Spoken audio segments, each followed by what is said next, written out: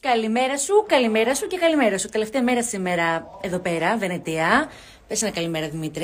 Καλημέρα. Αυτός είσαι, η μηχανική καλημέρα ήταν αυτή. Ξεπετάω το κορίτσι μου που με πρίζει να.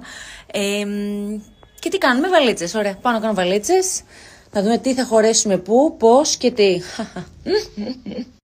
Θα μου λείψει όμως αυτή εδώ η τέλεια πρωινή θέα. Να το ο γονδοϊέρης. Τι όμορφα που είναι, ρε παιδιά.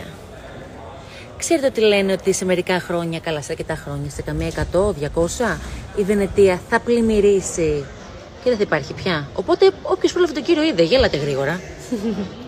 Σχετικά με αυτό που σας έλεγα πριν, ας πούμε, μου είπε ο Δημήτρης ότι αυτά τα νερά δεν είναι π.χ. από βροχή, δεν έχει βρέξει καν εδώ πέρα. Αυτά εδώ βγαίνουν από κάτω από τους υπονόμους και από τα πλακάκια και είναι αυτό που σας έλεγα ότι κάποια στιγμή θα πλημμυρίσει όλη η Βενετία και θα καταρρεύσει. Αυτό. Εγώ, καταστροφολόγος, την κρέμισα την πόλη. Ο Δημήτρης δεν μ' αντέχει, έφυγε. Δεν του αρέσει το τουρ μου. Πόσο μ' αγαπάς, αγάπη μου. Τώρα που έδωσε και τις κυκλοφορικές σου γνώσεις ότι σιγά σιγά καταστρέφεται η Βενετία. Και ο κόσμος όλος, αγάπη μου. Και ο κόσμος όλος. Εσύ κάνεις ανακύκλωση. 8 Νοέμβρη, παιδιά, προσέχετε αυτή την ημερομηνία. 8 Νοέμβρη.